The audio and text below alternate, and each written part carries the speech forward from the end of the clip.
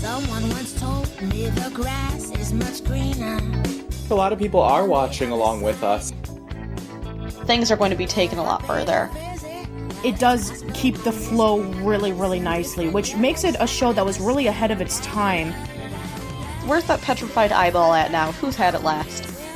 Macy is amazing, and she doesn't care about what other people think about her. Don't you feel like maybe Dodi represents the instinctive, animal, ugly part of us? I might have just been having a bad day when I gave it the meh. At Camp Caprice, we don't sing mooses, we sing these. Someone once told me the grass is much greener on the other side.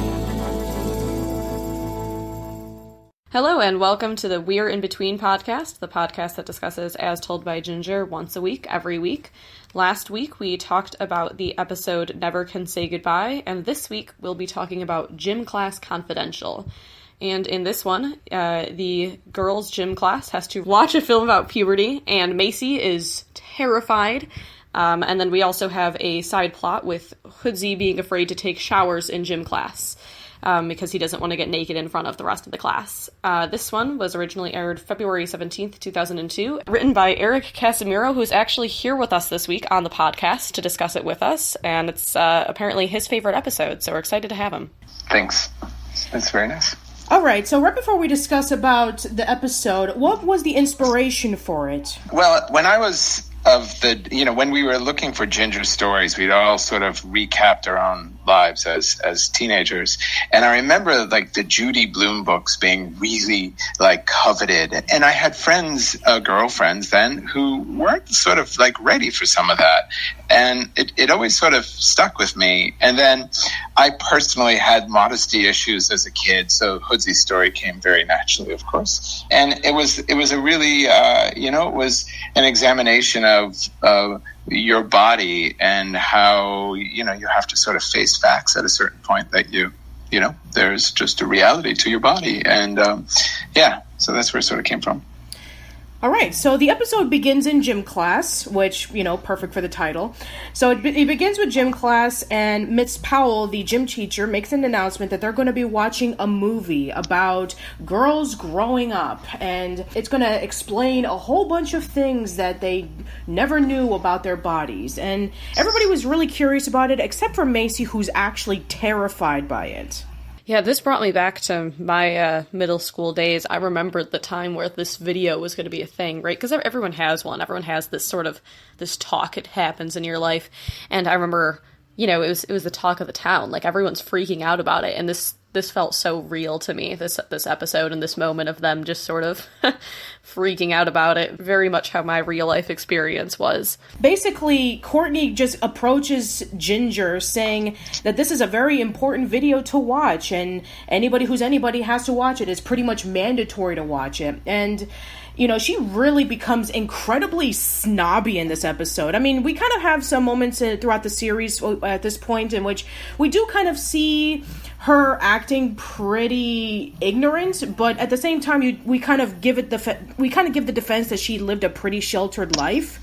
But here, it really seems like she's pushing Macy into like, oh, you need to watch this, otherwise you won't grow up. And the same thing with Miranda, but that's to be expected with Miranda acting really, really pushy to Macy. But yeah, here we actually have Courtney kind of like being like the little antagonist in this episode. Well, she can't always be nice and innocent. Usually she seems a little more well-intended, but she's never been like the good, nice girl of the group, necessarily. Not at all. She was always our sort of mean girl in training, Yeah, not quite Miranda level. No, not Miranda level at all. She's a riot girl, really. Yeah, so then we cut into Karl and Hoodsy's plot, where they have a new gym teacher named Mr. Ward, and he's your typical drill sergeant teacher. And he basically tells the rules about how they have to take their t-shirts home and have it washed once a week. And of course, then there's the mandatory showers. And so we have Karl, Hoodsy, and Brandon, and they're chewing gum. And Brandon trades his his monkey's baby tooth in exchange for the gum. And then when the gym teacher sees that he's chewing gum, he starts off by saying, okay, take out your gum and put it into this giant box that's filled with already pre-chewed gum. And then Brandon puts it in, and then he tells him, okay, now you take one out and chew the piece. It's like, oh man, that is so gross. And that's right out of my life in my middle school. Including the teacher's name. It cleared legally, so I can actually say he was our teacher who made us do that. So as you know, no one ever chewed gum because that was just so wretchedly disgusting. Did you ever actually see somebody like actually have to chew it? Oh yeah. Oh my god! It was really gross. When I put it in the script, originally Brandon had to chew the gum. Network was like, no, that's just too disgusting. I'm like, well, all right, well, it's real life, so okay. I was watching this and I was like, there is no way that anybody's school would let that happen, and apparently I'm wrong. So. Well, I don't think he stayed long in the job. I would hope not. Yeah. Oh, that's wild. I was also wondering, and maybe my schools were just different, I never actually had to take showers in gym class. Is that a common phenomenon for other people? It was never required for me. Never, even throughout high school. Like, we just never had to? Is that a common thing that happens? I don't know. Yeah, we had to, and I went to a public school, like in a small town, sort of middle-class town, nothing special, but the teacher, it was mandatory. He sat in the locker room with the attendance slip and checked everyone off. It was really weird. Honestly, this is the most autobiographical story of all of them that I wrote, because it just sort of wrote itself, really. Wow, that's really, like I said, for me, that part was very much not my life, and I was kind of like, I'm sure this happens, but yeah, I guess cool to see that the inspiration is pretty literal. Yeah, totally. Yeah. And as for my high school, I went to 3 high schools because I moved a lot. And there was one of the 3 schools did have a shower, and that was used for the gymnastics team and for the swimming team. As for like a regular gym, I don't think I ever had to use it. So continuing with the episode discussion. So we have Macy absolutely we didn't even, I guess we kind of forgot to mention this, that, I mean, it's pretty minor anyway, but yeah, Karl and Hoodsie, their major shenanigan for the week is that they're trying to break the record of not showering the longest. And it's kind of like similar to what Hey Arnold did, in which they wanted to break the world's record, but Karl and Hoodsie actually did it the longest, in which they didn't bathe for like 17 days. And they try to have like unique ways of covering themselves away from the smell, but we see apparent that it didn't work in this episode. But anyway, so continuing on, so we have Macy not wanting to see the movie. She's really afraid, and Dodi is saying, you have to watch this movie, Macy. It's mandatory. Otherwise, what are we going to be talking about? A whole bunch of girls are going to be talking about all these things, and you're going to be the one who's left behind. And that's kind of like the message in this episode about being pressured into doing something if you're not ready for it. And it's, with both Macy and Hoodsie, it's actually a really good balance. We have Macy afraid of growing up, and we have Hoodsie who's afraid of being naked in front of everybody. So it similar to when we discussed about Deja Vu a few weeks ago, in which it was about identity crisis. So we have this one, which is about conquering your fear of something. Yeah, I really appreciated the parallels kind of going on in this one. A lot of times there's sort of the A plot and the B plot, and they're really separated. But I think some of my favorite episodes are when they kind of have the parallels like we see in this one, both of them having sort of their fears and going through sort of, the weird puberty things that we live through. So live through, we suffer through. Yeah, very true. Barely make it through. Somehow we're still here. Yeah, really. They're but for the grace. So afterwards, we have Ginger approaching Miss Powell, asking on whether her friend can be able to skip out on it, and then she was like, nope, absolutely not. This movie changed me, and who knows, maybe your friend will grow that mustache one day. And then Macy just kind of crawls down and pretty much says, is it, how many times is taking 8th grade repeatedly get really boring? So we do see a progression with the grades. In season 1, they were in 7th grade, and now they're in 8th grade, which I guess from Summer of Camp Caprice into this episode, we do see that they actually do change grades. And of course, there's a lot of callbacks, like the little Seal Girl song, and the one scene in which when Ginger was trying to help Macy out with confronting her problems when they're looking through the medical books, and then Macy says, I have a police record to thank me for that. And that's from the very first episode. So Yeah, that was really important to us when we did the show, to make sure we held true to the mythology and that we never forgot those things, just like you don't when you're going through that in your own life. Like, all of it's a cumulative experience. And to the progression, it drove production crazy because, as you know, in animation, there had to be adjustments made along the way. And one of the big things I pushed for was clothing always changing on the characters. And our production manager wanted to kill me because, that's a lot of extra animation and design that you do. But it's like, you can't do a show about this era and not consider every character has a closet full of clothes and you can reuse them. But, it should be, it drove me crazy that, Fred Flintstone wore the same fur every episode, Yeah, and I definitely think we've noticed those things. So I'd say, as much as it might have driven them crazy, definitely improves the work. And I think it's part of why, I don't know. So me and Casey actually haven't seen the show in its entirety. So we're like watching episode by episode. So this is where I'm at as far as where the story goes. But like the reason that we wanted to watch it all the way through is because it has such a great progression and does such a good job of it that you don't see with other cartoons. Yeah, cool. Yeah, so continuing with the story, so we have Karl, who's pretty much killing it with playing dodgeball, and the coach is really impressed with him and kind of sees him as like his kind of prodigy in some cases, and then Hoodsy just feels like he's left out, mostly because he doesn't do well with the dodgeball and that he doesn't take showers, like all the other guys. Tries to come up with some excuses saying like, oh, I have this skin disease that if I shower, it comes out. And, oh, I barely worked up a sweat. And, the gym teacher's sort of not buying it, but it does feel really relatable that there are some people out there that do not feel comfortable with, stripping out and having to do certain things. And, we even see this nice scene in which when he's talking to Joanne about how his father is, he dresses himself in the closet. It's like, wow, that's pretty insecure. I got totally clocked because I stole from real life there, too. A very close family friend. It was the mom of the family, but she was this nice Irish woman, and she only undressed in the closet. Wow. And when she watched the show, because her grandson was of the age of the audience, I was totally clocked. They knew I had stolen that story. God damn. Oh, that's fantastic.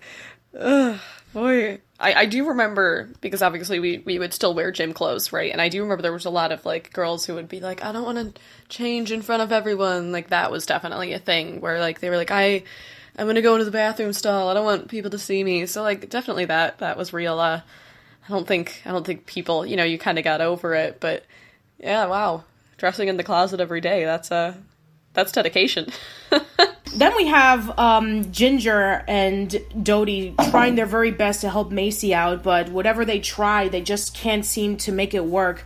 And then we have the scene when they're in the bus and Courtney's talking about how sometimes when you're growing up, you have to let things go. And we even discussed about this in Comeback Little Seal Girl about, doing certain things that is childish and that sometimes you want to hold on to certain things because you're getting older. And it's kind of like, not exactly like a follow-up, but it does kind of like feel the same message in which, like, for Macy's case, in which she's not ready to take that next step into adulthood, but she wants to cling in to her, to her the way that to her current state because she feels comfortable that way. And what really struck to me was in the scene in which when Lois was talking about her old friend that she used to hang out with in college, and that as time went on, they just kind of went their separate ways. And they occasionally talked to one another. And, that's definitely real to me because pretty much everybody that I knew in middle school and high school, I don't even speak to anymore. Maybe with the exception of one person, but even then we briefly talk to one another every once in a while. And even then, I mean, even with Ginger saying, I don't know how I would feel that way if it was, with Dodi and Macy, it's like, I thought to myself, man, I don't know how I would feel that way if I was to have a similar relation like that with Kevin, because he and I have been best friends for over 20 years. It's like, man, if we just have like, we talk to each other on the phone or on Facebook every once in a while, it's like that would be kind of a bit of a strained relationship. But I kind of definitely understand where, in the sense of, when you move on, you like different things, you meet up with different people, and you just take a different path. Yeah, definitely. I mean, obviously, Casey and I have been friends since high school, and we've stayed much more in touch than either of us ever expected to. But for the most part, yeah, I'd say you make new friends, you lose some, and that's sort of how it goes. And I mean, when you're there, it's always hard to say, like, in the future, I might not be friends with these people, but yeah, definitely struck a chord with me as well. There's not really much to say. I guess we can finally cut into, when they finally watch the film. Oh my goodness. So yeah, it's very similar to when we were discussing about in Dare I Dare and about them learning about the pituitary gland. It's like, now we get to see the changes of a woman. We have the talk. I was stunned that this was allowed on TV in a kids show. Like, I was so unprepared. Like, I was not prepped for the period reference, like the direct reference to, like, something about, like, you'll have a monthly visitor. And I was so unprepared for the birth scene. Oh my goodness. I'm so sorry. No, it was okay. It was almost just like, I was like, oh my god, this aired. Like, oh my god. Like, I was stunned. The takeaway so far is that you are our Macy in real life, aren't you? Well, Macy, I mean, it's like you said before, Ashley, Macy's your spirit animal. Oh, she is. I'm definitely not, like, a high anxiety person normally. I was not ready. I was like, I was expecting it to be, like, I don't know, like a quick, like, clip in and out sort of scene. I was just not prepped for that detail. It was, wow, it was something. Well, we were very careful. I mean, I think that part of the script probably went through the most scrutiny across the broadcaster, but the argument was, this is a show about real stuff. You can't really sand the edges too much because it's the climax of the story, and we gotta, at least, it would be too easy to end the story with the way it does with Courtney if it wasn't so explicit, Yeah, no, I definitely appreciated it. Like I said, I was surprised, but no, it was cool to, like I said, just in the sense that I'm glad you guys made that choice too. It's definitely, one that I'm sure a lot of shows shy away from, and I think that's, again, part of what we really love about As Told by Ginger is how much it doesn't shy away from the realities. Yeah, Cool, and of course, right. We have that incredibly amazing Schadenfreude moment in which Courtney pukes all over Miranda's shoes. All this time, Courtney had been bugging Ginger and Macy, saying about, you have to watch it, it's part of life, and then she pretty much freaks out, and she throws up on Miranda's shoes, the projector catches on fire, the gym teacher uses her shirt to get rid of the flames. It's like, and then Dodi kind of ends it with, yeah, guess who's freaking out? And then we even have that sweet moment in which when Ginger goes over to Macy at the bathroom and tells her that she was able to make it through, and that the reason why she was pushing her so much was because she didn't want Macy to get left behind. And Macy was saying the same thing, in which she was saying, the reason why I watched is because I didn't want to be left behind. I wanted to be alongside with you girls. And again, that's amazing that, we've seen throughout a handful of episodes that Macy is able to confront her fears, even though when she's at her most vulnerable. Yeah, I love Macy. Macy's the best. She's like in my opinion so far at least, the purest character of them all. Like, Dodi is all sorts of flavors of horrible, and Ginger for the most part is good, but has her moments. I feel like Macy's just, I love her. She's the best. Yeah, I must admit, I have a great affection for Macy, and she was voiced by a very dear friend who had never done voiceover before, and she had been a Second City comedian, and does sketch, improv and such. But so she brought something so fresh to it that I really loved. It wasn't like a traditional voiceover actress, it was really special. Yeah, we had Jackie on the podcast a few months ago. Oh, cool. Yeah, she was talking about a whole bunch of great stories about it, and how much the character meant a lot to her. And every single person that we've interviewed so far at least have mentioned how great Macy or Jackie was in the role. Oh, that's really nice to hear. No, she was extraordinary, really extraordinary.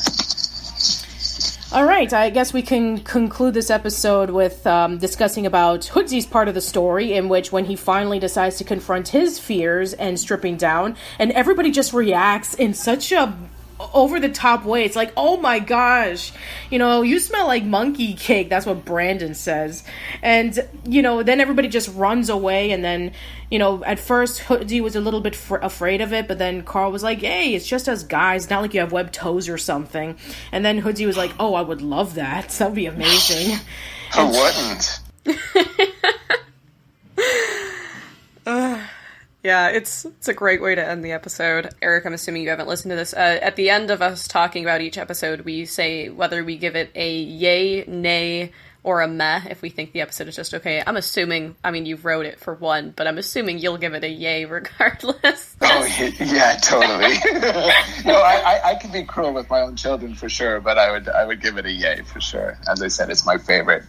Yeah, and I will stand alongside that one. Definitely give it a yay. I think it has a lot of just very, very real moments that I think a lot of other kids shows are sort of afraid to touch or don't do right, and I can't say it enough that this show is just so real, and I think this episode really encapsulates that wonderfully. And I'll have to give this episode a yay as well. Definitely one of my favorite episodes in the series, and also it's like one of the first episodes in a while in which we actually did enjoy, the Karl and Hoodsy plots, in which we were saying about how it was either like not as special compared to the Ginger plot or something like that, but here it actually works because it tackles in a similar subject and it's able to conclude in a similar way, but it was actually really well done. Macy confronting a fear that we all relate to, and same with Hoodsy, and just the peaks and the rises on them confronting it in the end is actually really well done. And so I give it a yay. Oh, that's really nice. So I think that should be it for this episode of We're in Between. So once again, Eryk, thank you so much for joining us. Happy to be here. Thank you. You're very welcome. So this coming Saturday, we will be having our bonus podcast where we have Eryk as a guest, and we'll be answering all of your questions from the forums and from the Old School Lang YouTube channel. Tune in next week as we're going to be talking about episode 23. That should be it for this episode. Hope to see you around soon, and thank you for listening.